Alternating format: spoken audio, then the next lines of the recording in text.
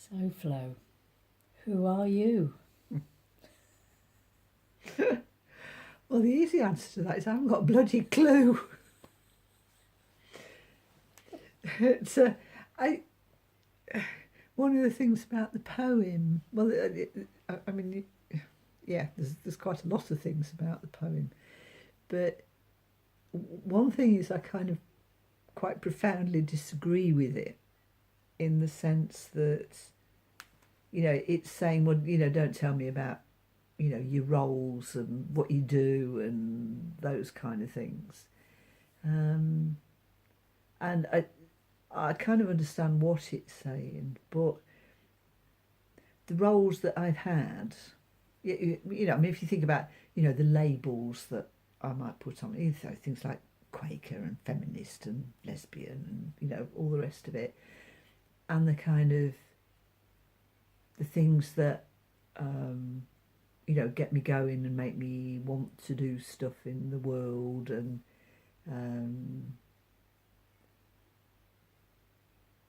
well, really all those kind of things. What I do, my experiences, what's happened in my life, what I've done, what other people have done to me, are very much a part of me. I can't. I don't think it's possible to separate flow from all of that. So I think that's important. I do want to know where you live and what you used to do for a job, and things like that, because they help, I think, to give a sense. But I'm not going to list all my roles and everything I've done. That's and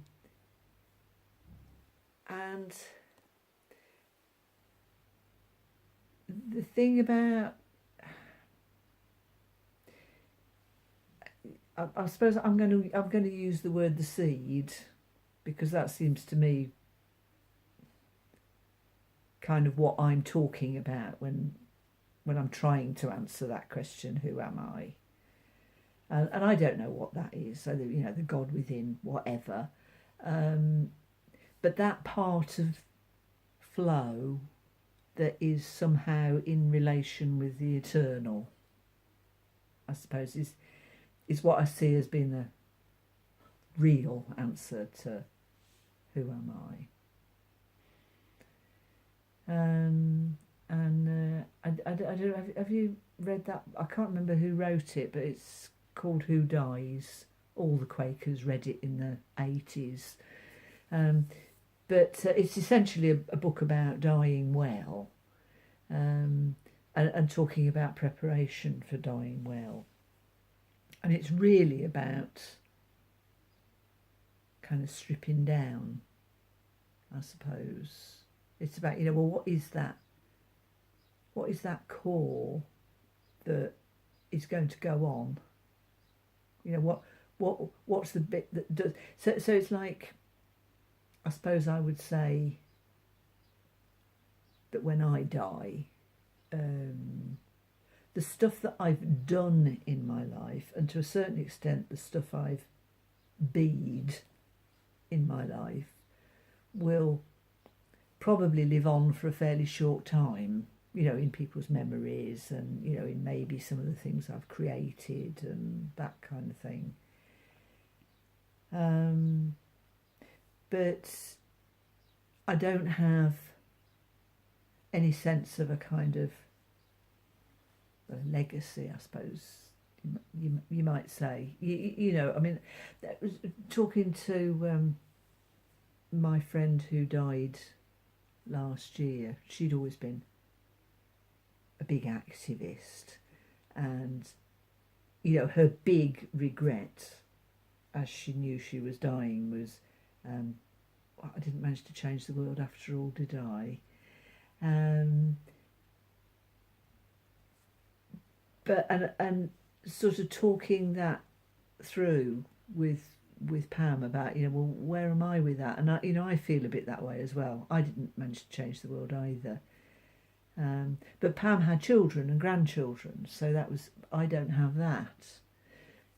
So the only time I've actually had, I might be going off a bit here, but the only time I've actually had a sense of continuance of flow was when I started doing stone carving. And, I shaped a lump of rock and suddenly sort of had that sense of, okay, no grandchildren, but it's perfectly possible that in 2,000 years' time, somebody will dig up that piece of rock and know that a human being did that.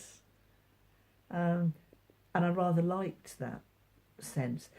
But I suppose one of my biggest spiritual experiences was I've kind of I mean, I am talking about death because I think it's that thing about, what is me. I'm talking about that whatever it is that is eternal. I lost my thread. Yeah, that one of the biggest spiritual experiences I've had was I've lived with death a lot because I lost a lot of people very early on in my life. So I've never had that kind of, oh, I'm going to live forever thing that younger people have, I don't think, because of that. And also because I have some kind of strange breathing thing, a bit like asthma, that sometimes I can't get my breath and I think I'm dying. And there was one time when I was sort of thinking I was dying, and I just had a lovely, calm, warm sense of flow, just kind of floating off into the universe, And I think I really identify with that idea that we're made of stardust and we go back to stardust, and I actually could kind of feel myself doing that. So at the end of the day, flow is that combination of chemicals that have been something else in the universe before, are temporarily in this kind of shape of and consciousness of flow, and quite soon, unfortunately now, will go floating off again and become other things. And that's comforting. I find that very comforting. I like it. So at the end of the day, I suppose the nearest I can get to an answer, who am I, is I'm that collection of molecules.